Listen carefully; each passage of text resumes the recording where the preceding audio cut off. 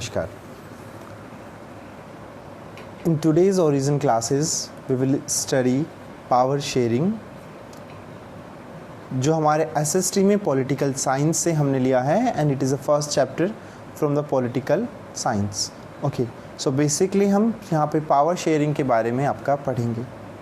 देखिए, political science के बहुत ज़्यादा इंपॉर्टेंट एस्पेक्ट्स होते हैं, जिसमें से एक रहेगा पावर शेयरिंग, कि हम किस तरह से पावर को शेयर करते हैं और पावर को शेयर हमें करना चाहिए, उसके एडवांटेजेस क्या क्या हैं और उसके डिसएडवांटेजेस आपके क्या क्या हैं.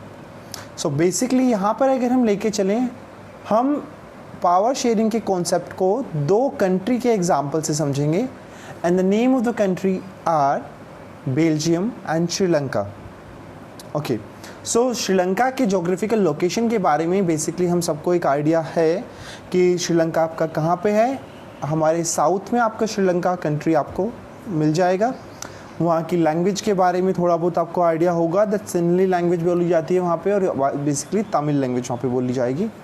सेकंड, आपको बेल्जियम के बारे में शायद आपको कोई as such most of the students को शायद आइडिया ना हो, तो बेल्जियम के बारे में थोड़ा इसमें बताया गया है आपका कि Belgium is a very small country in Europe. So ये आपका बेसिकली जो यूरोप कॉन्टिनेंट है वहाँ पे आपका ये आपकी कंट्री मिलती है.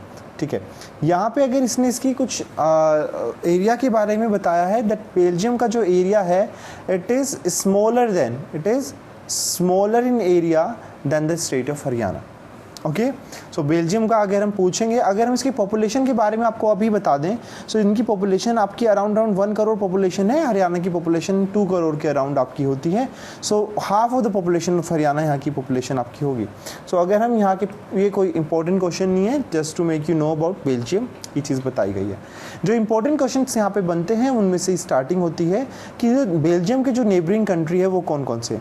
सो फर्स्ट क्वेश्चन जो आपका बनेगा, France, the Netherlands, Germany and Luxembourg. ये जो चार आपकी कंट्री हैं, ये चार कंट्री आपके नेबरिंग कंट्री हैं. कहाँ के? बेल्जियम के. ओके, कहाँ के नेबरिंग कंट्री हैं ये आपके? बेल्जियम की नेबरिंग कंट्री आपकी हैं. देखिए, हर एक नेबरिंग कंट्री एक दूसरे के ऊपर कुछ इम्पैक्ट डालती है, चाहे वो आपका कल्चरल आपका डिफरेंस हो या फिर बेसिकली इन्फ्लुएंस हो या फिर बाकी कुछ लिंग्विस्टिक इन्फ्लुएंस आपका हो सकता है. तो यहाँ पे हम बात करेंगे फ्रांस की. यस, बेसिकली फ्रांस ने एक लिंग्विस्टिक इम्पैक्ट डाला बेल्जियम के ऊपर. नेदरलैंड्स ने एक लिंग्विस्टिक इम्पैक्ट डाला बेल्जियम के ऊपर. जर्मनी ने भी कुछ हद तक आपका एक लिंग्विस्टिक इम्पैक्ट डाला आपका बेल्जियम को. Luxembourg because it is of very small area, small population, तो ये इतना कुछ इम्पैक्ट नहीं कर पाया जितना इम्पैक्ट आपके फ्रांस या फिर नेदरलैंड्स ने आपका किया था. ठीक है, सबसे इंपॉर्टेंट क्वेश्चन में से एक आपका इसका यहाँ का बनता है एथनिक कंपोजिशन का. बेसिकली सो क्वेश्चन क्या पूछा जाता है, 1 मार्क्स का क्वेश्चन पूछा जाता है आपका generally for the board examination कि what is the ethnic composition of Belgium. So अगर हम आपको बात करें इस चीज़ को समझाने से पहले हमें आपको इसका मैप के बारे में थोड़ा सा आपको आइडिया देना होगा. नाउ अभी आप देख रहे हैं बेल्जियम के मैप के ऊपर, यहाँ पे इसके 2 रीजन्स को डिवाइड किया गया है. This region yellow, this region. Generally आपको अभी इस रीजन को जो यहाँ पर आपका सेंटर में है, इस रीजन को और इस रीजन को जो आपका यहाँ पर है आपके ईस्ट साइड में है, इन 2 रीजन्स को अभी थोड़ी देर के लिए हम छोड़ देते हैं. जो येलो वाला रीजन है आपका, वो आपका फ्लेमिश के नाम से जाना जाता है. किस नाम से जाना जाता है आपका? फ्लेमिश के नाम से जाना जाता है. और जो आपका रेड वाला रीजन है आपका, ये वलून या फिर वलूनिया के नाम से आपका जाना जाता है. बेल्जियम के नॉर्थ साइड में यहाँ पर आपका नेदरलैंड है बेसिकली. तो उसके कारण यहाँ की जो लैंग्वेज है ना, इसका जो इम्पैक्ट पड़ा है वो इसके नॉर्दर्न वाले एरिया पर ही पड़ गया है, और जिसके कारण जो आपकी डच लैंग्वेज है वहाँ की, वो लैंग्वेज आपकी यहाँ पर बोली जाती है. इसी तरह से अगर हम आपको बताएं, जो इसके साउथ वाला पार्ट है, ये वाला पार्ट, यहाँ पर आपका इसके जो इधर वाला एरिया है, यहाँ पे आपका ये बाउंड्री जो है उसकी वो फ्रांस से मिलती है. वलून इसको कहा गया है. तो उसके कारण यहाँ पे बोली जाने वाली लैंग्वेज भी आपकी फ्रेंच लैंग्वेज आपकी हो जाती है. इसका जो इधर वाला पार्ट है, जो थर्ड पार्ट हमने आपको छोड़ने के लिए कहा था, ये जर्मनी से बाउंड्रीज की अटैच होती है, जिसके कारण यहाँ पर जर्मन लैंग्वेज आपकी बोली जाएगी. ओके, सो यहाँ पे हमें समझ में आया दैट बेसिकली अगर हम ओवरऑल लेके चलें तो बेल्जियम को हम आपके 2 पार्ट्स में डिवाइड करते हैं. फ्लैमिश रीजन जो उसका नॉर्थ पार्ट में है जहाँ पे डच स्पीकिंग लैंग्वेज बोली जाती है, साउथ पार्ट में बेसिकली वहाँ पे जहाँ वलून रीजन बेसिकली है जहाँ पे हम फ्रेंच लैंग्वेज बोलते हैं। साथ में ही यहाँ पर एक कुछ ऐसा एरिया भी है जहाँ पे जर्मन लैंग्वेज बोली जाती है जो कि इसके ईस्टर्न पार्ट में है। अगर हम बात करें ये सेंट्रल वाला पार्ट जो बीच में आपका ये वाला पार्ट है इसकी, व्हाट अबाउट दिस, ठीक है, आते हैं इसके ऊपर। बट पहले हम थोड़ा सा बता दें इसको कि ये आपका वहाँ का कैपिटल जो रीजन है वो आइडेंटिफाई हो रहा है, और बेल्जियम की जो कैपिटल है वो है आपकी ब्रुसेल्स, ठीक है। तो हम अभी आ रहे थे आपके किस चीज़ के ऊपर, we are on the ethnic composition of Belgium, ठीक है। नाउ यहाँ पर अगर हम देखें द 59% जो पीपल हैं आपके वो रहते हैं आपके फ्लैमिश रीजन में और बोलते हैं आपकी कौन सी लैंग्वेज, डच। सो यहाँ पे हमें डच स्पीकिंग पीपल की पॉपुलेशन पता चल गई है। इसी तरह से जो 40% पीपल हैं वो रहते हैं वलूनिया रीजन में और जो बोलते हैं आपकी लैंग्वेज फ्रेंच। सो बेसिकली हमें यहाँ पे इनका बारे में भी पता चल गया।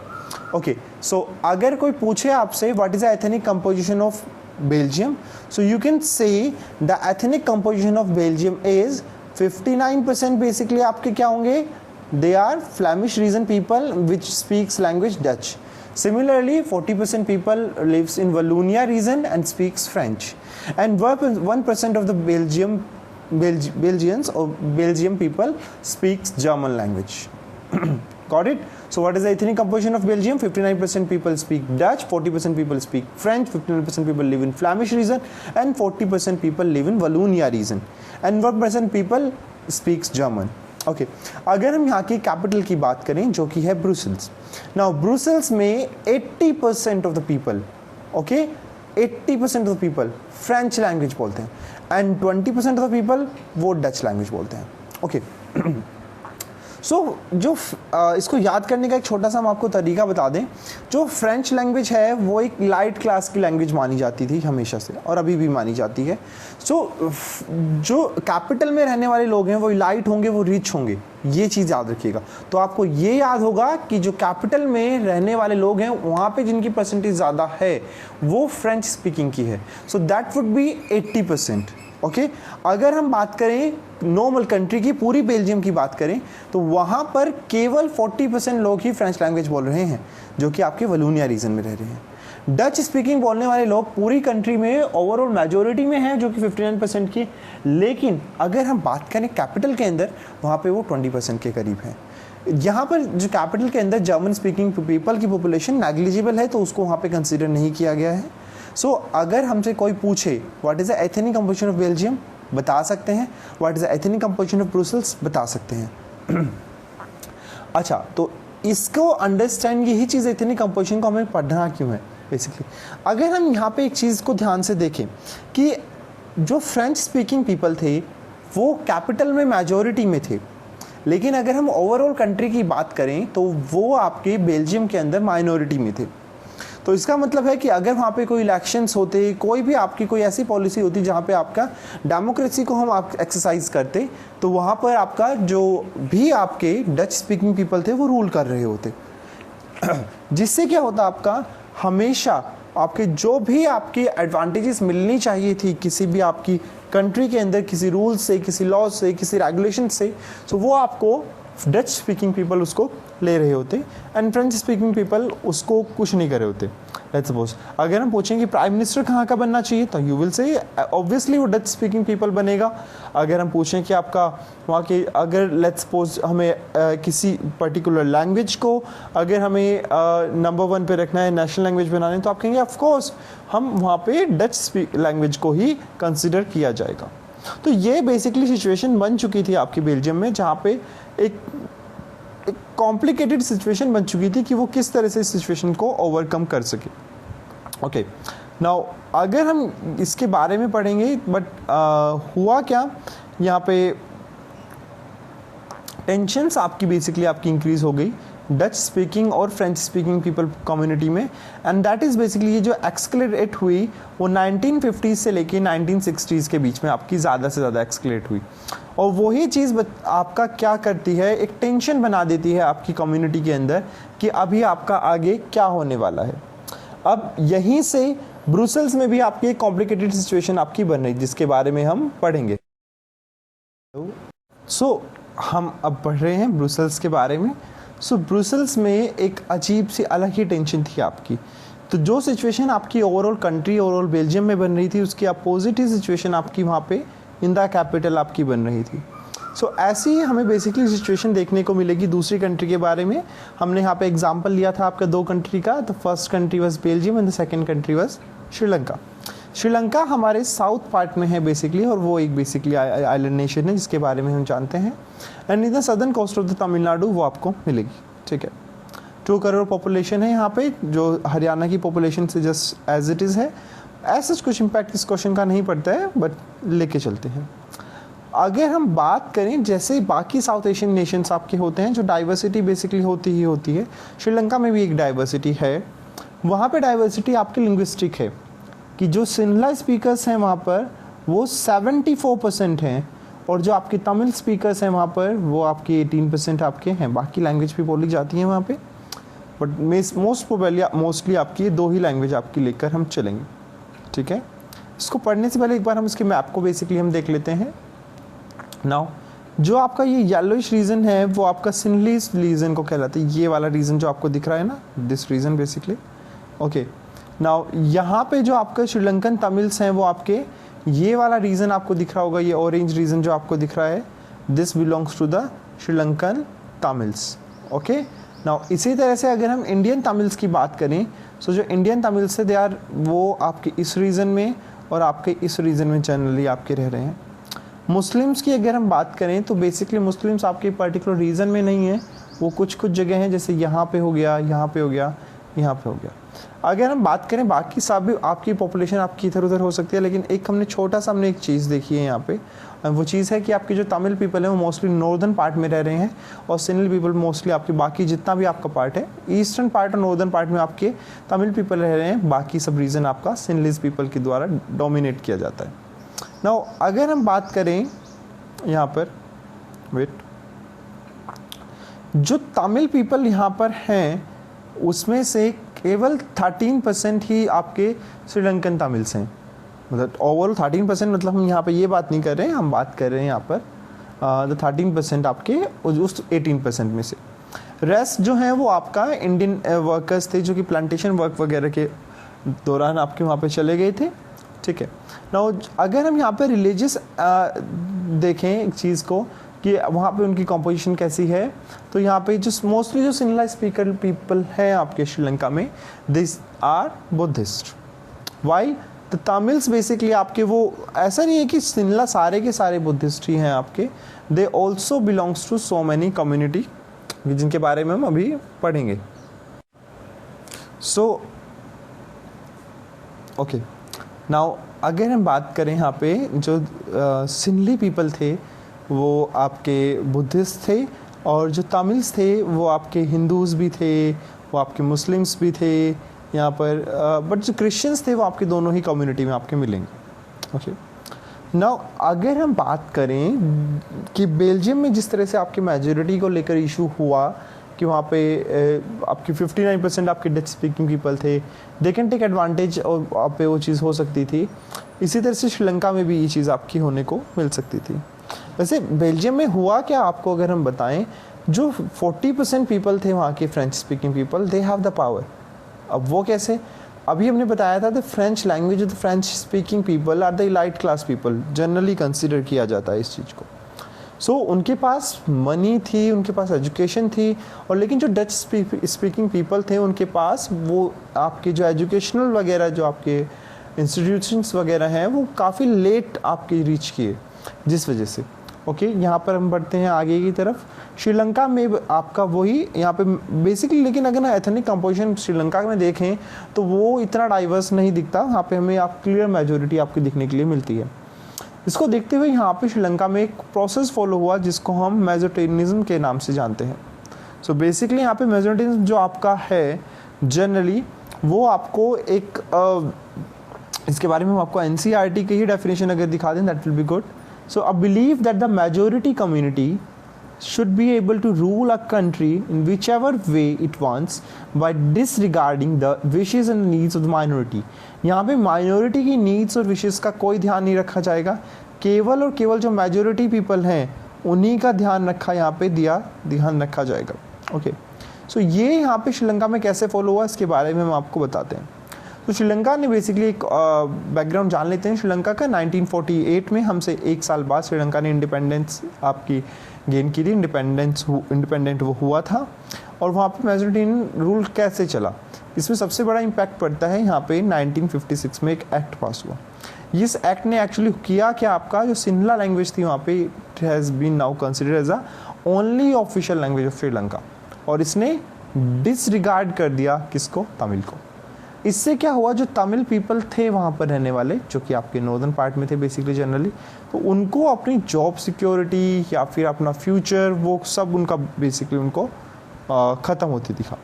यहाँ पे जो एप्लीकेंट्स थे आपकी यूनिवर्सिटी पोजीशन होगी या गवर्नमेंट जॉब्स हो गई आपकी, उस सब की सब सिंहला पीपल के लिए ही आपकी रिजर्व बेसिकली कर दी गई.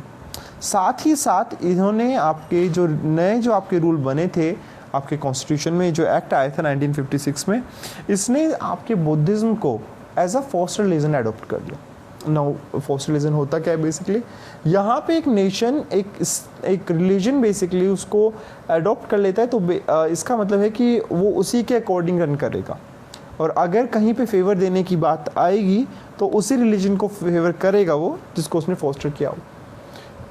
India is a secular country और हमारे यहाँ ऐसा नहीं होता है, बट बाकी काफ़ी कंट्रीज हैं जहाँ पे अभी भी रिलीजन को फोस्टर किया जाता है, फिर रिलीजियस आइडेंटिटी कंट्रीज़ की आपकी होती है. Now, all of these government measures coming one after another gradually increase the feeling of the alienation among the Sri Lankan Tamils. वो काफ़ी एलिनेट हो चुके थे, जिसके कारण वहाँ पे एक आप माने कि जो बुद्धिस्ट सिंहला लीडर्स थे वो बेसिकली वो लैंग्वेज को लेकर और कल्चर को लेकर बहुत सेंसिटिव थे अपने, और जब उन्होंने तमिल पीपल की जो भी थी डिमांड्स को बेसिकली डिसरिगार्ड कर दिया तो उससे वहाँ पे कॉन्फ्लिक्ट तो होने ही थे. और उन्होंने साफ साफ मना कर दिया even after demanding the Tamil people at the start. उन्होंने काफ़ी इन अ पीसफुल वे उन्होंने अपने डिमांड्स को स्टार्ट किया था कि उनको चाहिए कि एक उनकी लैंग्वेज को भी एक आइडेंटिटी मिले, उनके कल्चर को भी एक आइडेंटिटी मिले, और उनको भी आपके नेशन में उतनी ही वैल्यू मिले जितने कि सिंहला पीपल को या फिर बुद्धिस्ट पीपल को मिल रही है. लेकिन बार बार जो सिंहली बुद्धिस्ट पीपल थे या फिर जो पॉलिटिकल लीडर्स थे हम यहाँ पे कह सकते हैं, उन्होंने उसको डिसरिगार्ड करते चले गए, जिससे आपका आगे जाके एक बहुत बड़ा कॉन्फ्लिक्ट और एक सिविल वॉर आपका जनरेट हुआ वहाँ पे. नाउ अगर हम यहाँ पे पढ़ेंगे तो श्रीलंकन तमिल जो पीपल थे इन्होंने अपनी एक पार्टीज लॉन्च कर दी और इन्होंने स्ट्रगल्स को स्टार्ट कर दिया. इनकी डिमांड थी तमिल उनकी ऑफिशियल लैंग्वेज होनी चाहिए थी, रीजनल ऑटोनॉमी होनी चाहिए. Now what is regional autonomy, यहाँ पे रीजनल ऑटोनॉमी का मतलब होता है जिस तरह से हम कुछ टाइम पहले जम्मू एंड कश्मीर में देखते थे. वहाँ पे क्या होगा आपका कि सेंट्रल गवर्नमेंट तो आपको रूल करेगी, but you have some kind of special power to yourself. साथ ही साथ इन्होंने इक्वालिटी ऑफ अपॉर्चुनिटी भी आपकी देखी in security, education as well as in the jobs. वो क्यों, क्योंकि they have some kind of fear कि सिंहला पीपल वापस से वही चीज़ आपकी रूल को फॉलो अप करेंगे. अभी रूल फॉलो अप हो ही रहा है, याद रखिएगा इस चीज़ को, लेकिन उनकी डिमांड को जो भी थी आपकी रिपीटेडली डिनाइड कर दिया गया. तो कभी उनकी डिमांड्स को एक्सेप्ट नहीं किया गया. यहाँ पे ये बात हुई थी. 1980s के अराउंड में इनका जो पॉलिटिकल ऑर्गेनाइजेशंस थी उन्होंने एक अलग ही डिमांड रख दी. The demanded for new country basically Tamil Eelam, that is a Tamil state basically उन्होंने डिमांड कर दी. एंड अगेन जहाँ पे ये पीपल थे they were in the north and the east part of the Sri Lanka. The distress अब दोनों ही कम्युनिटी के बीच में वो कॉन्फ्लिक्ट आपका इंक्रीज हो गया है and which leads to a civil war. Now what a civil war is, civil war आपका बेसिकली यहाँ पे अगर हम आपको इसी की लैंग्वेज से पढ़ाएं, a violent conflict between the opposing groups within a country that becomes so intense that it appears like a war. So एक कंट्री के अंदर होने वाली वो लड़ाई है ये जो बेसिकली बहुत इंटेंस होती है और एक वार जैसी सिचुएशन बेसिकली आपके यहाँ पे बन जाती है. यहाँ पे थाउजेंड्स पीपल जो ओके सो हम बता रहे थे आपको कि यहाँ पे थाउजेंड्स ऑफ पीपल जो थे आपके वो किल्ड हो गए इसी सिविल वॉर के दौरान, और जिससे एक कंट्री बेसिकली आपके एक अजीब सी सिचुएशन में आपकी आ गई. और जो लोग तमिल पीपल जो कि सिंहला रीजन्स में रह रहे थे, they need to migrate to their original place from they are originated to, and similarly to the Sinhala people, many people, बहुत सारे लोगों को वहाँ पे एज ए रिफ्यूजी अपनी लाइफ को जीना पड़ा, बहुत सारे लोगों ने अपनी लाइवलीहुड्स को बेसिकली आपके लूज़ कर दिया। सो वो सब चीज़ें हम यहाँ पे आपके पढ़ेंगे। लेकिन फिर भी हम आपको एक चीज़ बता देते हैं, श्रीलंका ने उसके बावजूद एक एक्सीलेंट रिकॉर्ड रखा है अब जाकर in the prospective of the economic development, health and education. Okay, now Sri Lanka में तो मैजोरिटिज्म फॉलो हो रहा था, बेल्जियम में क्या हो रहा था उसके बारे में हम जानते हैं। Now in Belgium between 1970 and 1993, between 1970 and 1993 यहाँ पे इन्होंने कॉन्स्टिट्यूशन को अमेंड किया, और कितनी बार अमेंड किया? They have amended it to the 4 times. Now ये अमेंडमेंट उनकी कैरी फॉरवर्ड होती रही for a long period of time, और वो इसीलिए हुआ ताकि आपका जो कंट्री में कभी सिविल वॉर जैसी सिचुएशन ना बन सके, कभी कॉन्फ्लिक्ट्स आपके ना हो सके। यहाँ पे जो सबसे पहला चेंज इन्होंने दिया है वो ये कहा है, the constitution prescribe the number of the Dutch and the French speaking people, minister shall be equal. So basically अगर हम लेके चलेंगे the Dutch and the French speaking people in the central government आपके वो इक्वल होंगे। मतलब अगर हम बात करें 50% पीपल अगर डच स्पीकिंग है पार्लियामेंट के अंदर, और 50% ही आपके वहाँ पे फ्रेंच स्पीकिंग पीपल आपके होते हैं। ओके, ये इनका पहला आपका मान सकते हैं अमेंडमेंट जो इन्होंने किया है।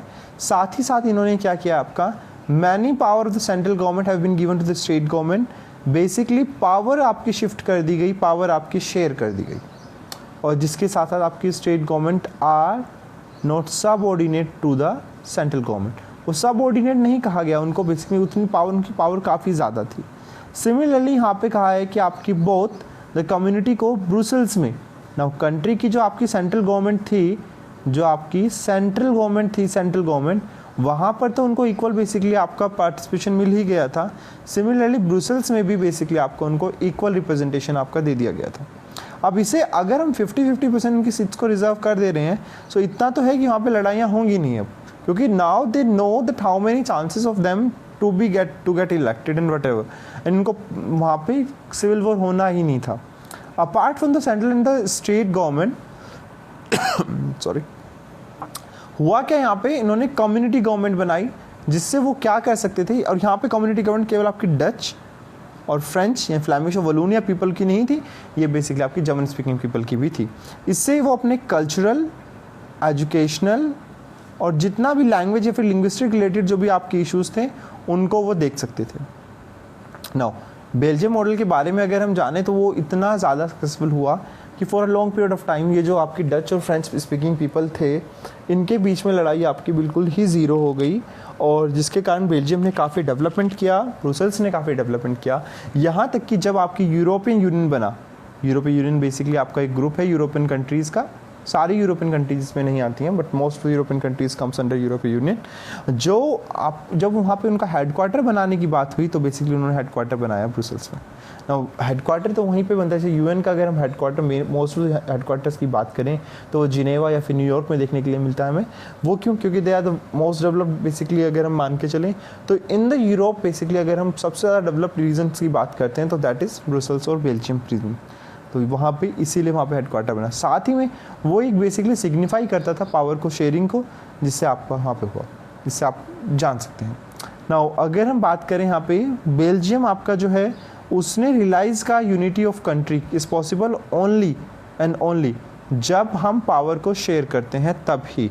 लेकिन श्रीलंका ने उसका एक कॉन्ट्रेक्ट एग्जाम्पल दिया जहाँ पे मेजॉरिटी कम्युनिटी ने फोर्स किया अपना डोमिनेंस ओवर अदर्स एंड उन्होंने पावर को शेयर करने से रिफ्यूज़ कर दिया। सो बेसिकली यहाँ पे हम दोनों कंट्री के एग्जांपल्स के थ्रू हमने जाना। ना बेल्जियम में जहाँ पे हेडक्वार्टर बना दिया यूरोपियन यूनियन का, और दूसरी तरफ अगर हम देखें श्रीलंका में ऐसा कुछ नहीं हुआ। नाउ पावर शेयरिंग डिज़ायरेबल क्यों है? तो अगर हम इसके रीजंस की बात करें तो there are two main reasons कि पावर शेयरिंग आपकी डिज़ायरेबल है। फर्स्ट ऑफ ऑल अगर हम सबसे इंपॉर्टेंट बताएं, it reduces the possibility of conflict between the social group. Okay now इसका मतलब ये है कि जब आपकी पावर को शेयर कर दिया, जब उनको पता था तो 50% फ्रेंच स्पीकिंग पीपल आएंगे, 50% डच स्पीकिंग पीपल आएंगे, so that means they are sure about it कि नाउ अभी कोई मेजोरिटी में नहीं है ना अभी कोई माइनॉरिटी में है, सो उससे आपकी पावर शेयर हो चुकी है और कोई भी कॉन्फ्लिक्ट्स नहीं होंगे।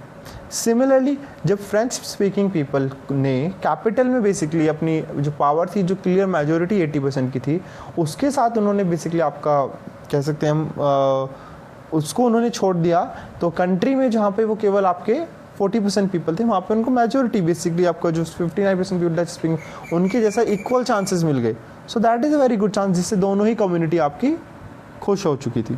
नाउ सेकंड अगर हम बात करें, power sharing is a very good concept for the democracy.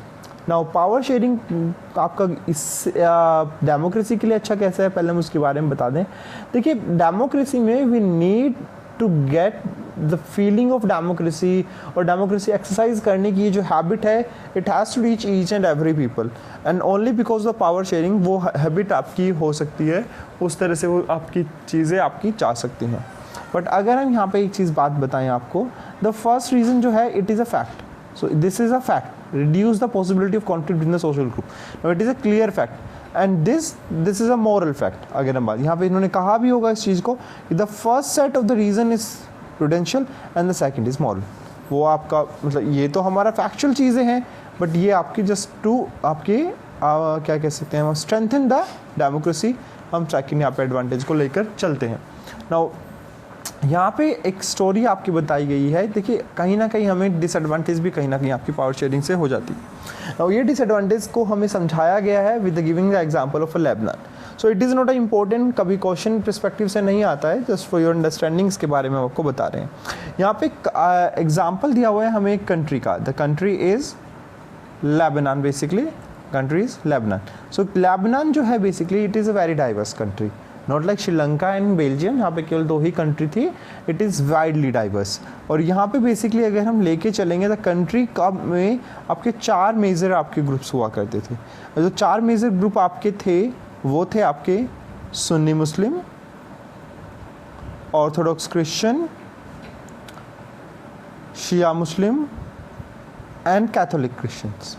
So these are the 4 major groups in the Lebanon जो रहते थे, और वो आपस में हमेशा लड़ते रहते थे to get the power of the country. तो वहाँ पे यही चीज़ हुई कि वहाँ पे एक लोग बैठे एक साथ, दे कम टुगेदर, और उन्होंने कुछ पावर शेयर करने के कुछ रूल्स रेगुलेशंस बनाए। वो कुछ इस तरह से थे कि उन्होंने एक डिसाइड कर लिया कि जो प्रेसिडेंट होगा लेबनान का वो हमेशा कैथोलिक क्रिश्चियन होगा, जो प्राइम मिनिस्टर होगा आपका लेबनान का वो हमेशा आपका सुन्नी मुस्लिम होगा, जो डेप्यूटी प्राइम मिनिस्टर होगा आपका वो ऑर्थोडॉक्स क्रिश्चियन होगा, और जो स्पीकर होगा आपका वो शिया मुस्लिम होगा। सो इससे बेसिकली आपका क्या हुआ, अभी वहाँ पे कोई चांसेस थे ही नहीं कि कॉन्फ्लिक्ट होगा।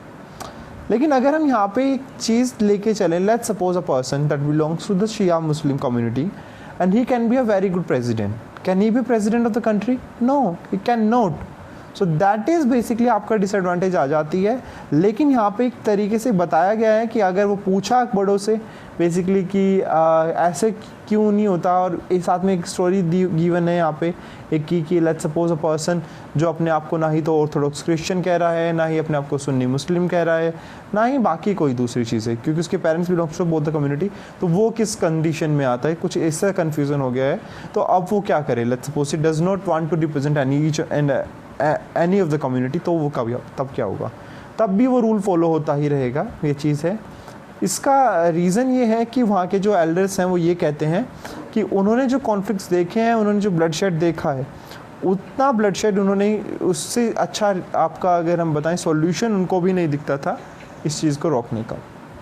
आगे बढ़ते हैं। Now forms of the power sharing को लेकर अगर हम चलेंगे तो power sharing has been basically अगर हम लेके चलें, यहाँ पर पावर शेयरिंग हम 2 तरह से बेसिकली इसको डिवाइड कर सकते हैं, या पावर को शेयर करने के हमारे पास 2 तरीके से बेसिकली हम यहाँ पे रीज़न को लेकर चलेंगे कि किस तरह से हम पावर को शेयर करते हैं हमारी कंट्री के अंदर, दूसरी कंट्रीज़ के अंदर, और यहाँ पे बेसिकली हम इसके 4 पार्ट लेकर चलेंगे कि हम किस तरह से पावर को शेयर करी जाती है हमारे यहाँ। सो बेसिकली हम फर्स्ट पार्ट की तरफ जाते हैं। यहाँ पे जो फर्स्ट पार्ट है it is among different levels of the government. Okay, now इसके बारे में हम आपको अभी बताएंगे। ओके, सो हम बता रहे थे आपको, ओके, सो यहाँ पे पावर शेयर की जाती है among different organs of the government. Sir यहाँ इसको हम हॉरिजॉन्टल आपका पावर शेयरिंग भी कह सकते हैं, जहाँ पे हमारे जो 3 मेन ऑर्गन होते हैं, that is legislature, executive and judiciary, यहाँ पे हम पावर को शेयर करते हैं। इसको हम हॉरिजॉन्टल डिस्ट्रीब्यूशन ऑफ पावर भी कहते हैं। It is important thing to learn. Now यहाँ पर पावर क्या होती है, तीनों ही बेसिकली आपके एक ही ऑर्डर में या एक ही लाइन में या एक ही लेवल पर बेसिकली होते हैं। तीनों को इतनी पावर दी गई है कि हमारे यहाँ आपका एक चेक कर सकें एक दूसरे को, और बेसिकली किसी एक की मोनोपोली आपकी नहीं हो। साथ ही साथ बैलेंस ऑफ पावर आपका बना रहे वेरियस इंस्टीट्यूशंस के बीच में, और इससे बेसिकली हमारी कभी ऐसा नहीं होता कि हमारे यहाँ क्या कह सकते हैं हम आपका, कि अकेला ही आपका लेजिस्लेचर के अंदर कोई ऐसे कानून बना दिए जाएं जिससे आपके एग्जीक्यूटिव बेसिकली उसको फॉलो अप ना कर सके, या फिर जुडिशरी के अगेंस्ट कुछ ऐसे आपकी रूल्स बना दिए जाएं। ऐसा नहीं होता है बेसिकली। वहाँ पर तीनों को इक्वल पावर दी जाती है। हमारे जो जजेस होते हैं वो आपके आते हैं बेसिकली आपके जुडिशरी के अंदर, जो हमारे मिनिस्टर्स होते हैं वो हमारे एग्जीक्यूटिव के अंदर आते हैं, और हमारे लेजिस्लेचर के अंदर बेसिकली बाकी जितने भी पार्लियामेंट वगैरह या फिर जितने भी हमारे इंस्टीट्यूशन के लोग होते हैं वो यहाँ पे आते हैं, जो हमारे लिए लॉज बनाते हैं। नाउ इसी तरह से तो हॉरिजॉन्टल पावर डिस्ट्रीब्यूशन हमने समझा अभी।